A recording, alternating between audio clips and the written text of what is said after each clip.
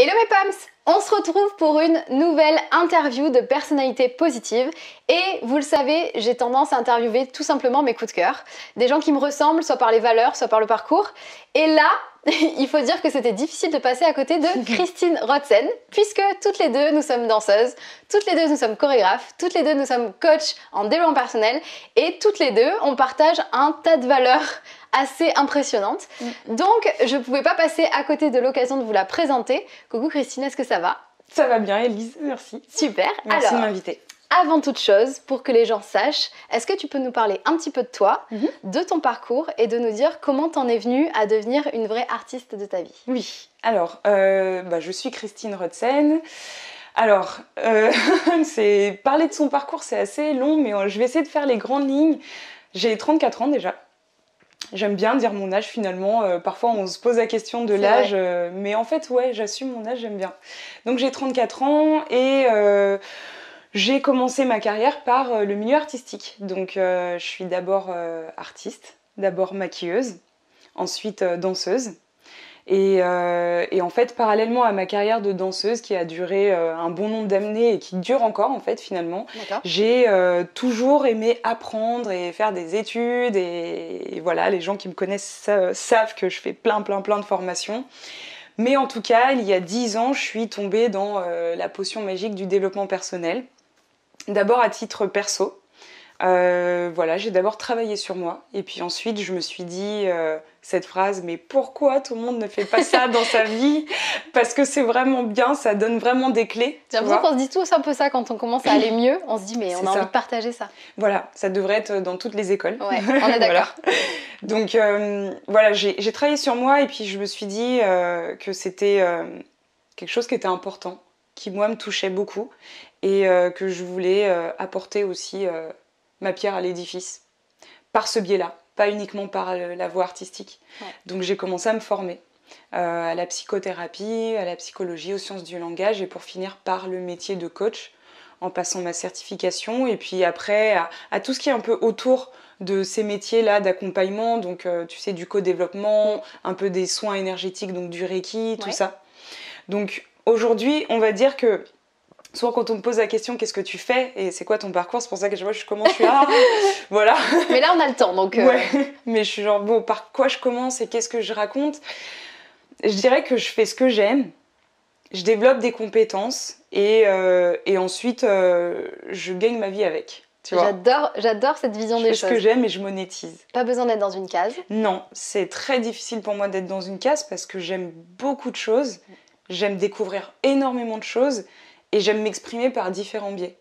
Donc concrètement, si là vraiment je reviens quand même dans la case, je suis coach en développement personnel, donc je fais des accompagnements individuels, collectifs, je fais des programmes en ligne, enfin plein de choses. Je crée du contenu écrit, audio, vidéo, donc je diffuse pas mal de messages qui partent de mon expérience personnelle et de ma vision de la vie pour inspirer ou pas les gens qui lisent en fait. C'est vraiment juste pour poser une graine et après ceux qui veulent prennent et ceux qui veulent pas jettent en fait. C'est très très libre. Et puis y a aussi de la peinture, je peins, j'aime beaucoup peindre et puis je danse encore et je fais des soins Reiki et tout en fait. C'est la vie. Une artiste entrepreneur, une artiste thérapeute. Oui, et je mettrais en premier artiste. Ouais. Tu vois, c'est le liant de tout ce que tu fais. Pour moi, c'est ça. Mais artiste, pas dans la dimension artistique spécialement, mais vraiment dans la dimension de création, de créativité. Donc pour moi, je me sens d'abord comme une artiste et ensuite qui vit de tous ses talents ou verbes d'action, tu vois, ou compétences. Donc artiste et ensuite, je dirais entrepreneur et puis thérapeute, ça vient après. D'accord. Ça vient après, même si j'ai vraiment cette volonté de partager des choses qui, moi, me font du bien et j'espère que ça résonne, mais ça vient après.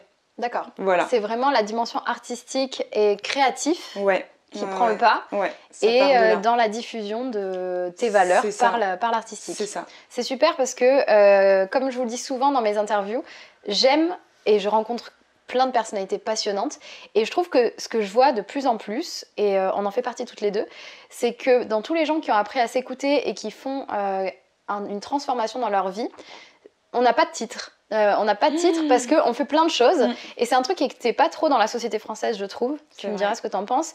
Mais au départ, tu dois avoir un métier. Et un métier avec un titre, c'est connu, tu sais, les fameuses fiches métiers. Et nous, on n'a pas de fiches métiers avec Christine, c'est pas possible. Impossible. Donc, on fait tout ce qu'on aime et en fait, on transmet le meilleur de nous-mêmes, quel que soit le biais, quel que soit l'outil. Et je trouve ça beau de rencontrer des personnalités qui se mettent pas de barrières. C'est-à-dire, t'es une créative et j'aime beaucoup parce que t'écris, mais tu peins, mais tu danses, mais voilà, c'est vraiment tout ce que tu fais de bien et de bon et tu le transmets comme ça. Ouais, c'est vraiment ça. Et c'est sans fin. Ouais. Ça veut dire qu'aujourd'hui, je fais ça et demain, je ferai peut-être autre chose. Mais toi qui aimes apprendre énormément, ça peut être... Et je ferme pas, en fait. C'est important pour moi de laisser ouvert. Et ça me parle, ce que tu dis, de la fiche métier. Il faut absolument dire quelque chose. Et je pense que selon les contextes, parfois, on arrive à rentrer dans cette case et à se dire, bon, bah là, je suis là, je vais dire que je suis coach. Là, je suis là, je vais dire que je suis danseuse. Hein. Mais en vrai, dans le fond, j'y crois pas. Et je crois qu'on va de plus en plus vers cette idée que maintenant, on ne définit pas ce que tu fais par un métier, mais par un ou des verbes d'action. Et ça me parle en fait. De parler en termes de verbes d'action. Qu'est-ce que tu fais? Quelles sont tes compétences? Parce qu'après tout, parler à des gens, je pourrais le faire en donnant des cours à des enfants, je pourrais le faire en conférence. Enfin, c'est une compétence qui peut s'utiliser dans différents contextes. Et toi, tu choisis comment tu l'adaptes et comment tu pratiques. Exactement. Et ça, c'est important. Je choisis, ouais. Mais c'est vrai que dans la présentation, on est toujours un peu obligé d'aller piocher dans des petites cases en se disant, vous pouvez me retrouver un petit peu dans cette case-là et un petit peu dans celle-ci, mais globalement, je suis juste moi. Et en fait, ceux qui aiment mes valeurs et ma façon de penser, vous suivez. Et pour les autres... C'est ok, parce qu'en fait, il faut tout pour faire un monde, on est nombreux, et c'est pour ça qu'à chaque fois je dis, si ça vous parle, si ça résonne pour vous, vous prenez, et si ça résonne pas, vous jetez, c'est vraiment ok. De la même façon que nous, en fait, on s'est construite aussi avec des rencontres comme ça. Exactement. Mais j'adore ces personnalités où t'as plein de choses à raconter et t'agis sur plein de facettes, j'adore. Et justement, ça me fait une très bonne transition puisque en parallèle des artistes de la vie, c'est un autre concept que t'as développé récemment qui est très intéressant, qui s'appelle les Sanovores, si je me trompe pas. Sanovores, pardon. Les Sanovores. Et t'as fait ça en parallèle. Est-ce que tu peux nous en parler un petit peu? Oui, alors les Sanovores, ça vient d'une expérience autour de l'alimentation. En fait, on a tous notre propre expérience par rapport à l'alimentation. Moi, j'ai commencé à me poser des questions sur ce que je mangeais. Donc d'abord, c'était ce que je mange et le comment je le mange, c'est venu longtemps après. Mais je me suis posé ces questions-là très très tôt, trop tôt même, je trouve. Personnellement, tu vois. Parce que je faisais de la gym à haut niveau et qu'à 10 ans, on me pesait toutes les semaines et que, j'avais que des muscles et tout. Mais quand même, j'étais la plus grande et la plus musclée et le muscle, ça pèse lourd. Donc, j'étais aussi celle qui pesait le plus lourd. Et on me disait à chaque fois que j'étais la plus lourde. Donc, à 10 ans, j'ai déjà commencé à intégrer ce leitmotiv qui me dit « Ah, tu pèses trop, tu pèses trop, tu pèses trop. » Donc, j'ai commencé à cet âge-là qui est tôt, en fait. Tu vois, j'étais prépubère. Enfin, voilà. T'es pas encore toi-même construite, qu'on te ramène déjà à des considérations. C'est ça. Ton poids va encore évoluer. On n'est toujours pas un poids stabilisé. T'as pas fini de grandir. Et on nous dit déjà, ton poids convient pas. Ouais. Alors que je faisais 18 heures de gym par semaine. Enfin, tu vois, j'étais pas genre chez moi, 5 heures derrière la télé après les devoirs. Bref, et donc, je commence à me poser des questions et je commence à surveiller ce que je mange. Donc s'ensuit des années et des années, donc jusqu'à ma trentaine finalement, donc c'est vraiment toute ma vie, où j'essaye plusieurs façons de m'alimenter pour me réconcilier avec mon rapport à la nourriture finalement, c'est ça. C'est comment je peux manger en ayant l'esprit tranquille.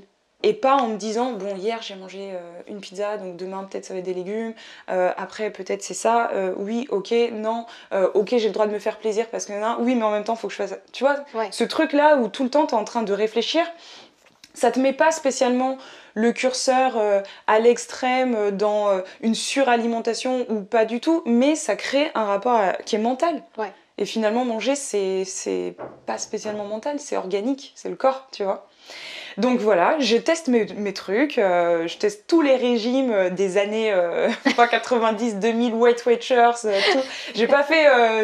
là, je donne des marques, donc bon, je sais pas si... C'est pas sur ma chaîne, on peut mettre... J'ai pas fait Ducan, tout ça, mais voilà, Weight Watchers, monodiète, soupe aux choux, non, et puis après, le nouveau courant, donc végétarisme, chasseur-cueilleur, donc... comment il s'appelle, paléo, le régime paléo, tu vois, où t'es un peu plus viande et, tu vois, groupe sanguin, tu vois. T'as tout fait? Ouais, j'ai tout testé, parce que le truc, c'est chercher l'apaisement. Donc après, crudivorisme, véganisme un peu, enfin voilà.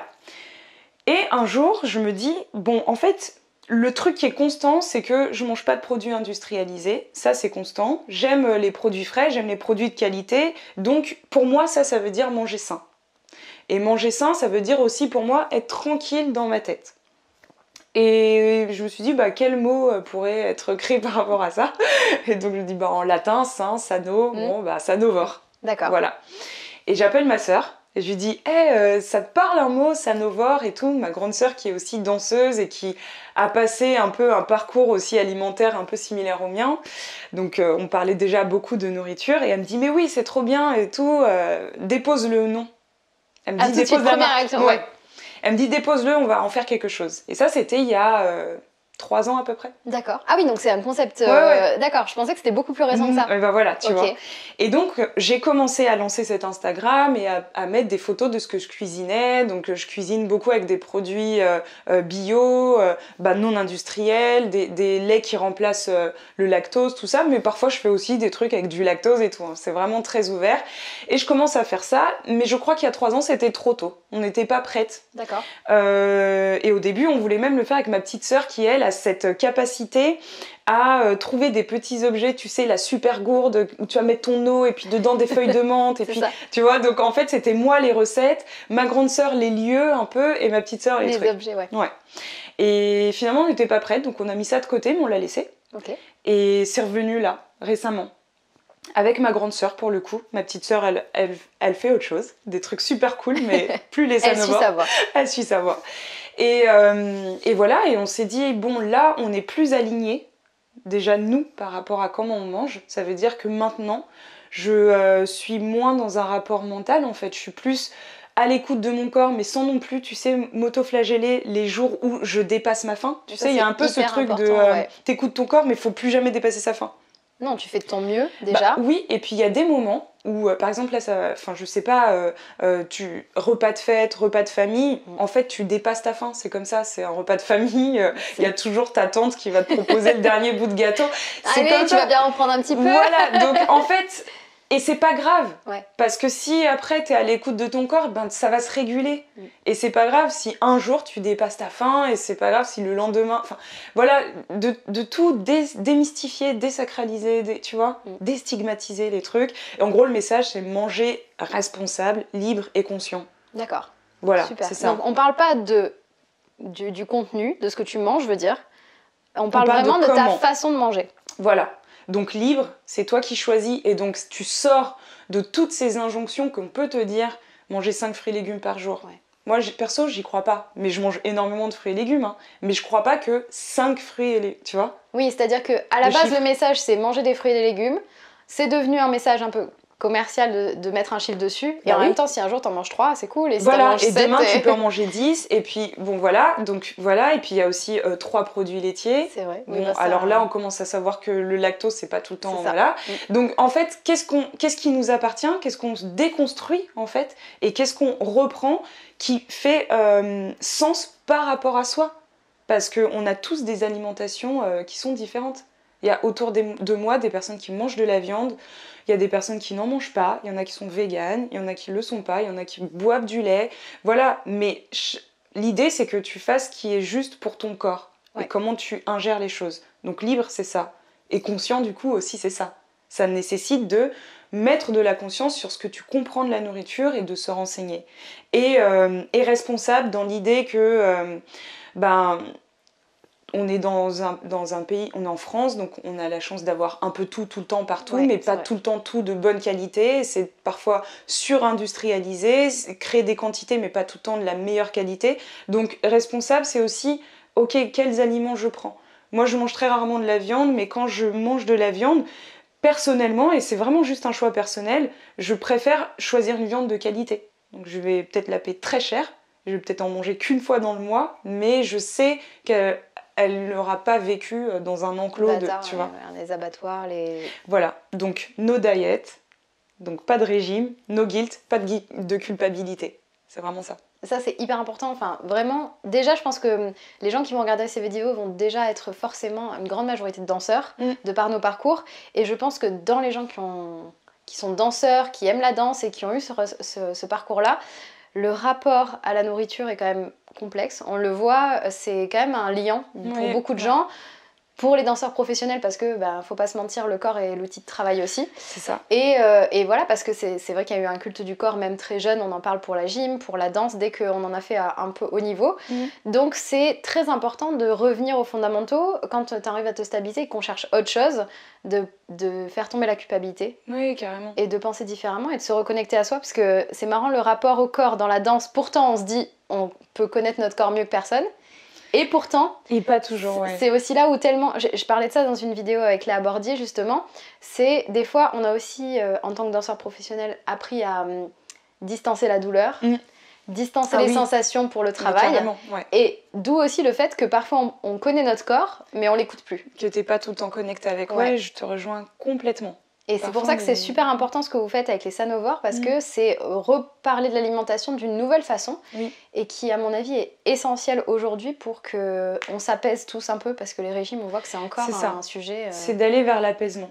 Et du coup, avec ma sœur, on s'est dit, bon, nous, on n'est pas médecins, c'est vraiment très clair, on n'est pas médecin, on n'est pas nutritionniste, on n'a pas des connaissances scientifiques ou autres au niveau de la nourriture, on a juste notre expérience. Et ce qu'on fait, ça n'a pas pour but de dire, parce qu'on est vraiment dans manger libre, donc ça n'a pas pour but de dire aux gens, il faut manger ceci, il faut manger cela. Non, c'est vraiment un partage d'expérience et une vision qu'on a de la nourriture qui est que c'est possible d'être apaisé.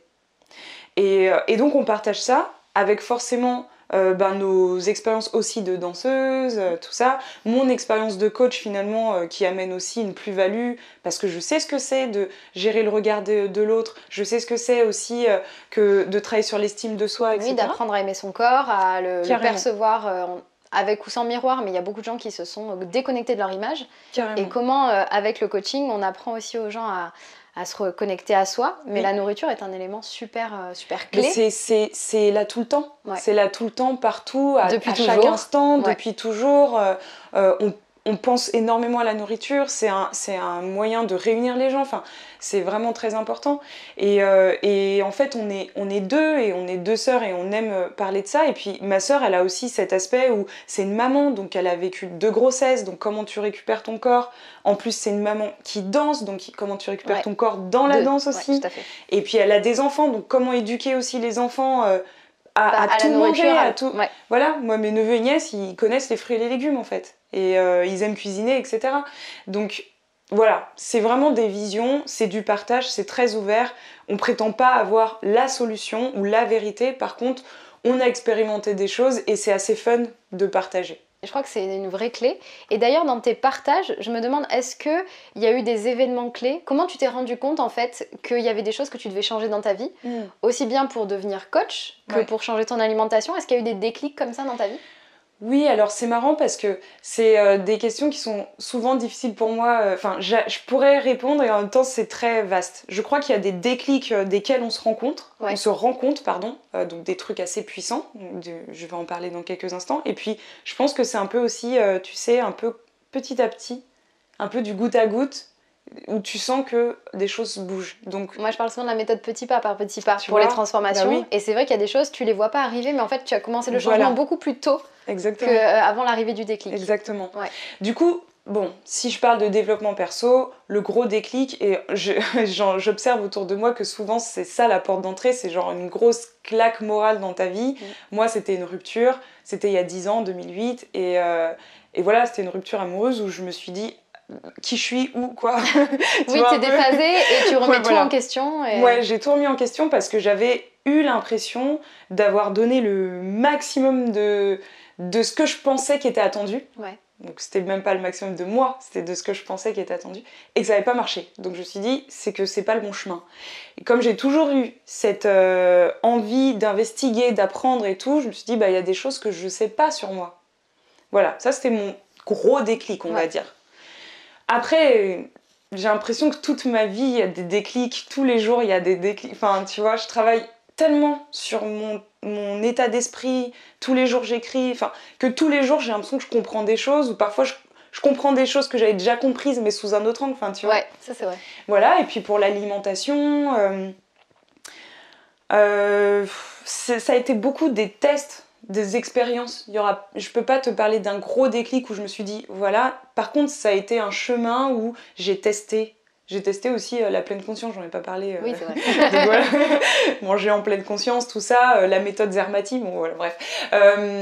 Mais voilà, je pense que c'est aussi par l'expérience. C'est pour ça que pour moi, il y a et des temps forts dans la vie, mais il y a aussi tous les jours comment tu construis ta vie, comment tu t'exprimes dans la vie, et c'est ça qui fait que ça te permet d'évoluer. Des petits tests, des petits essais, ça je prends pas. Ouais.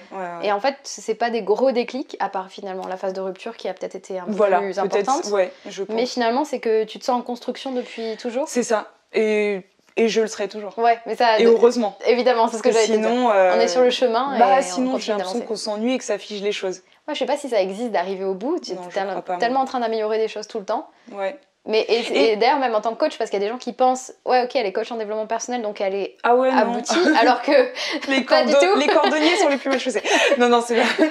Non, mais et tu sais, même maintenant, je sais qu'on parle beaucoup de devenir la meilleure version de soi-même, améliorer et tout. Moi, je sais que c'est des termes qui, moi, ne me conviennent pas vraiment. J'aime pas l'idée d'améliorer, j'aime l'idée d'expérimenter. Parce que je crois foncièrement, fondamentalement, qu'aujourd'hui, toi et moi et ceux qui regarderont cette vidéo, à l'instant là, on est déjà la meilleure version de qui nous sommes. Par contre, on est tout le temps en évolution. Ouais. Et du coup, tout ce que je partage, c'est pas dans l'idée de dire aux gens « devenez meilleurs ». Parce que ça reviendrait, pour moi, à dire « qui vous êtes aujourd'hui, c'est pas bien encore ». D'accord, je comprends. Tu vois ce que je veux dire ? En fait, moi, pour rebondir à ce que tu dis, je pense aussi qu'il y a dans la terminologie, ce qui est gênant, c'est qu'on la retrouve partout, cette phrase. Ouais, carrément. Je pense qu'on n'aurait pas le même rapport si... Parce que moi, j'aime bien ce concept de s'améliorer tous les jours. Mais par contre, je te rejoins énormément parce que je dis souvent à mes coachés et à ceux que j'accompagne, tu es parfait aujourd'hui, tout de suite. Donc, c'est déjà parfait. Et c'est juste comment tu vis mieux avec ça, avec toi, en te connaissant. Donc, je comprends vraiment ce rapport-là. Et c'est un peu le problème, parce qu'on en a discuté toutes les deux. Parce qu'en fait, on a beaucoup parlé avant la vidéo. C'était tellement agréable que voilà, on a mis un peu de temps à démarrer. Et effectivement, on se disait ce truc d'avoir des phrases toutes faites qu'on retrouve partout. Et où du coup, ça désacralise un peu. Voilà, c'est ça. Et tu vois, c'est comme il y a des gens, par exemple, qui ont arrêté d'utiliser le mot bienveillance. Parce qu'il y en a qui trouvent que ça a été trop employé. Ou la meilleure version de soi-même, ça a été trop employé par un peu tout et n'importe quoi. Et c'est dommage, donc je comprends cette envie de se détacher des phrases toutes faites. Et en même temps, ça dépend de ta perception, mais j'aime beaucoup ce truc de on est déjà parfait. Tout est une question de perception et voilà. Mais du coup, moi, je vois vraiment ma vie comme de l'expérimentation. Donc tous les jours, de l'expérimentation et de l'expression. Tous les jours, j'exprime qui je suis. Et c'est différent tous les jours, en fait. Et c'est ça qui me permet d'évoluer. Et vraiment, le mot évoluer, moi, me parle.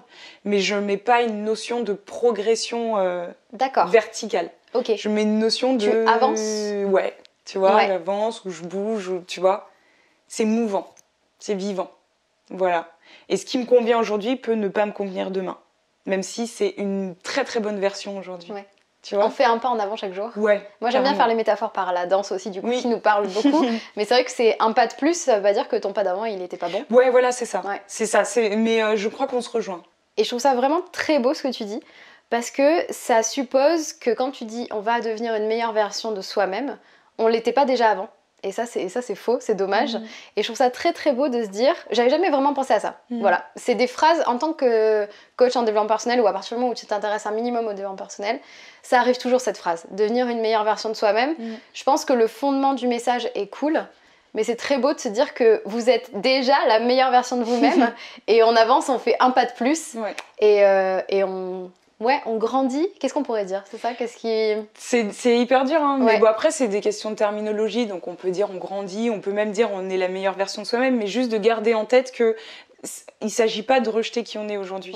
Voilà, c'est juste ça en fait. Donc, dites ce qui vous parle, mais ne soyez pas dans « aujourd'hui, je suis pas assez ». Parce qu'on le voit aussi beaucoup dans le développement perso. Je sais pas ce que t'en penses, mais tu sais, des personnes qui travaillent sur elles et elles sont tellement dans « je veux devenir » qu'elles oublient qui elles sont. Ouais. Aujourd'hui, oui, tu vois, qu'elles oublient d'apprécier qui elles sont parce que il faut absolument que maintenant j'exprime plus de colère, que je sois gentille, que je sois ceci, que je sois cela, que je sois la meilleure version de moi-même. Parce qu'aujourd'hui, j'aime pas du tout qui je suis. Oui, mais c'est là où je trouve que la pleine conscience est vachement intéressante, t'en parlais tout à l'heure, c'est de se dire que c'est quand même en priorité le moment présent. Carrément. De vouloir évoluer, changer des choses et tout, c'est super, mais pour moi, ça passe par d'abord accepter tel qu'on est aujourd'hui, ce qui se passe aujourd'hui et maintenant.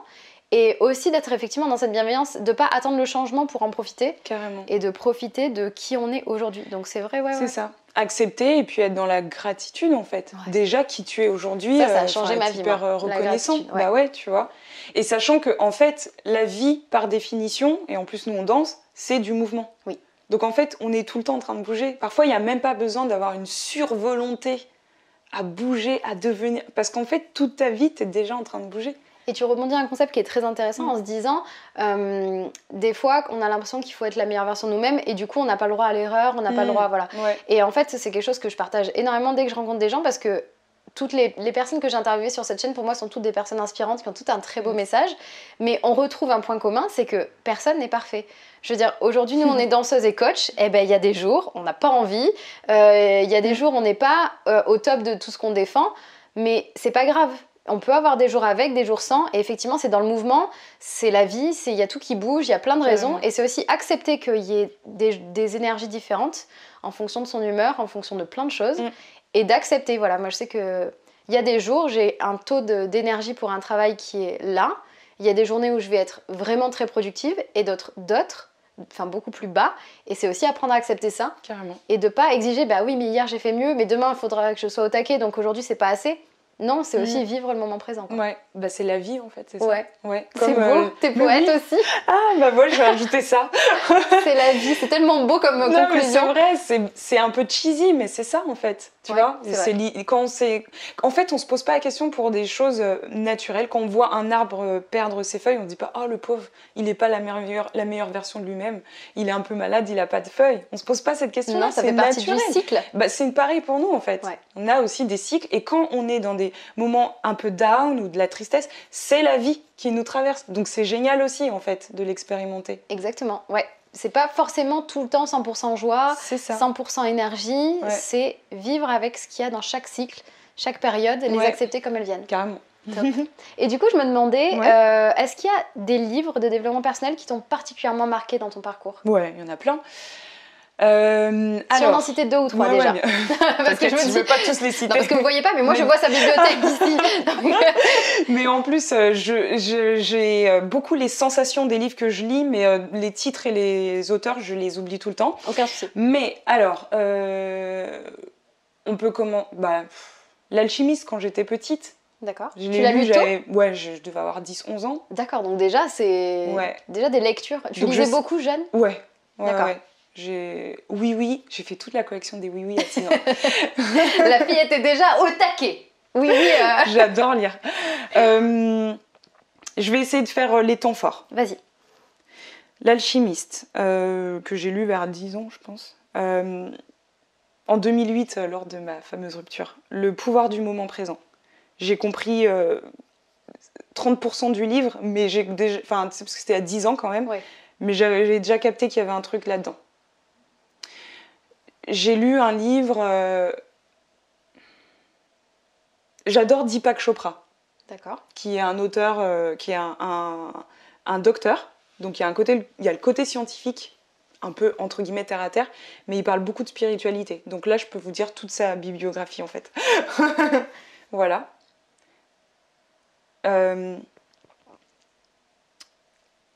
Je vais en donner encore 2. Okay. Comme ça fait pas beaucoup. Ça fait plus de 2-3, mais...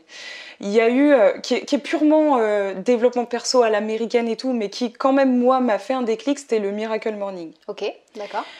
J'ai lâché de ce livre tout l'aspect devenez les meilleurs parce que vous vous réveillerez à 5h du matin. Tu vois, j'ai lâché tout ça. Si tu dors à 10h, t'es une merde. Oui, j'ai mis tout ça de côté, j'ai gardé l'essence. L'essence qui est pour moi, quand tu commences ta journée, elle commence par toi. Prends soin de toi en premier. J'aime beaucoup ça, je réagis parce que clairement, on retrouve une notion que tu partages et que j'adore et que je partage, c'est s'écouter avant tout. Et pas appliquer les concepts des autres, c'est tester pour soi. Moi, le Miracle Morning, j'aime l'aspect de se dire comment tu commences ta journée. Moi, perso, je suis pas du tout du matin. Et c'est un truc qui est pas concevable pour moi de 5h du matin. Pourquoi ? Parce que je l'ai déjà testé. Parce que ça m'arrive de me lever très tôt. Et ça ne convient pas à ma façon de vivre actuelle. Et je suis très productive le soir. Et du coup, je décale mes journées. Et à un moment, le problème aussi de certains trucs de développement perso, c'est de se dire ça marche pas pour moi. Ok, je suis pas comme il faut. C'est des cases. Voilà. Exactement. Donc c'est très beau de se dire qu'il y a des livres, vous pouvez les lire et prendre juste ce qui vous convient. Le Miracle Morning, tu te lèves pas forcément à 5h, mais t'as retenu que prendre soin de toi lors de ta journée, voilà. Pour moi, c'est ça. C'est prendre soin de toi en premier. Alors, si tu te lèves à 15h, ok, mais fais-le à 15h en fait. Voilà, c'est ça.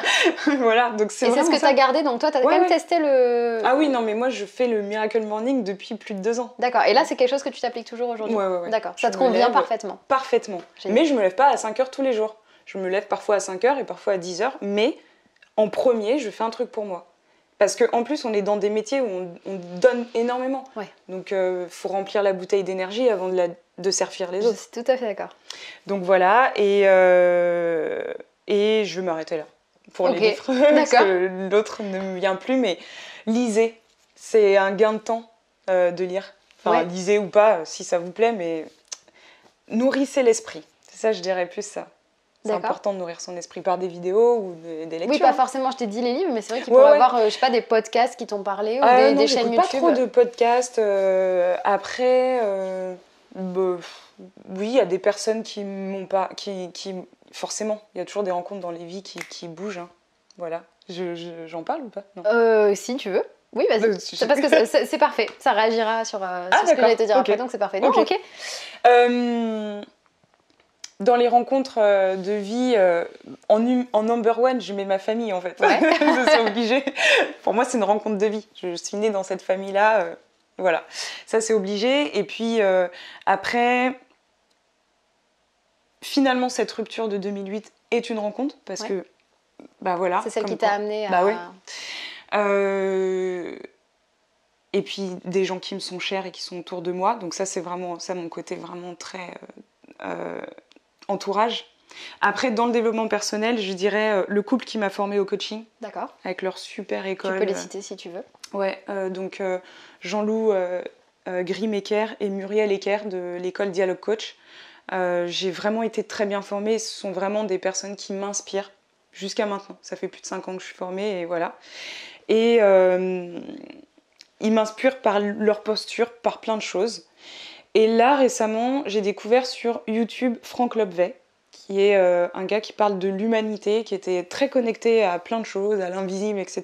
et qui est revenu dans l'humanité, parce que je trouve que parfois on peut vite partir dans des délires un peu perchés quand on parle de spiritualité, mais en vrai, il y a le côté où, voilà, qui est important, mais on est aussi dans la terre. Concret, ouais. Et ce gars-là, moi, il m'a... Ça floute. T'inquiète, c'est pas grave. Pardon. Donc je reprends ma phrase. Et ce gars-là, il m'a vraiment remis, je sais pas, en axe encore plus. Enfin, il m'inspire beaucoup. Donc ça, c'est la dernière rencontre qui est assez récente, qui m'a donné une autre perception de ce que je transmettais, de ce que je vivais, etc. Donc tu te nourris à la fois des rencontres, des livres. Ouais. Top. Ouais. Et aujourd'hui, qu'est-ce qui t'aide à prendre toujours les choses du bon côté dans ton quotidien ? J'ai une tendance, une capacité, je ne sais pas comment je vais l'appeler, à faire beaucoup de liens entre les choses. Donc pour moi, ça répond à ta question parce que dès qu'il m'arrive quelque chose, j'arrive à faire des liens avec ce qui pourrait arriver ou ce qui est déjà arrivé. Ou voilà.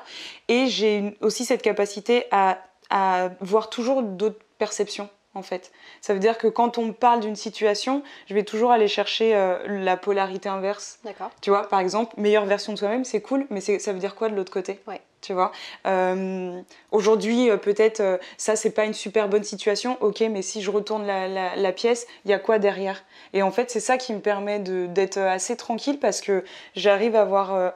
tout le temps un autre regard, comme le 6 et le 9, tu sais, voilà, comme ça. Et j'arrive aussi à voir cette vision macro, pas que micro. Je trouve que quand on est dans nos problèmes, c'est qu'on a une vision micro. Tu sais, t'es là dans ton problème et tu vois que ça. Ouais. Et quand tu prends de la hauteur, et ben en fait, tu te rends compte que ça, c'est un élément d'une machinerie ou une horlogerie, tu vois. La vie, c'est comme une horlogerie suisse, là, tu vois, qui se met en place pour un dessin 10 fois plus grand duquel tu ne sais même pas la finalité. C'est vrai.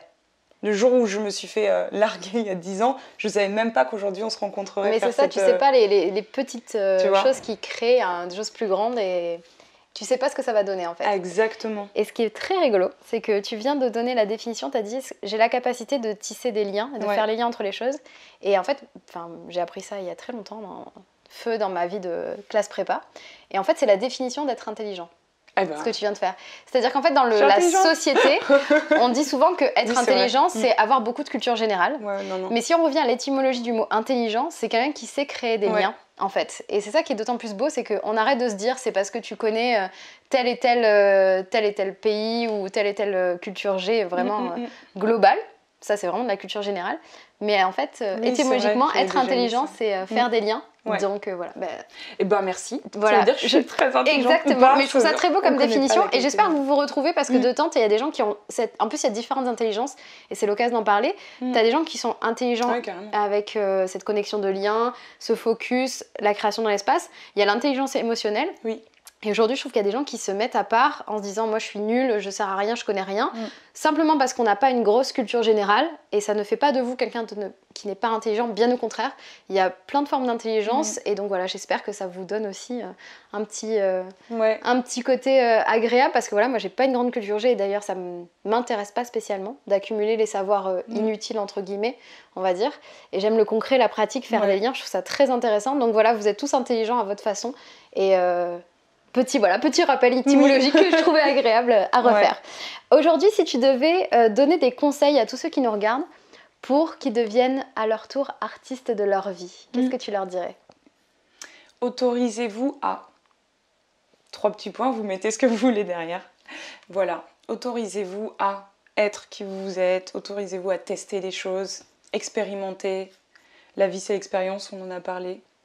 Donc voilà, je dirais ça. Je dirais autorisez-vous à... Et 3 petits points en fait. Et voilà, et vivez. C'est hyper beau. Et du coup, je vous propose, si vous avez suivi toute cette interview et que vous êtes encore là, c'est que, à mon avis, vous avez envie de changer des choses dans votre vie. Et mettez-nous dans les commentaires, autorisez-vous à quoi ? Qu'est-ce que vous avez envie de mettre après ce mot-là ? Et ce sera super intéressant, on lira vos commentaires, d'avoir vos retours, ce sera top. Avant qu'on termine, je tiens à te remercier. Pour tout ton partage, merci à toi. Voilà, je pense qu'il y a des rencontres qui sont pas par hasard. Ouais, et c'était un bel échange.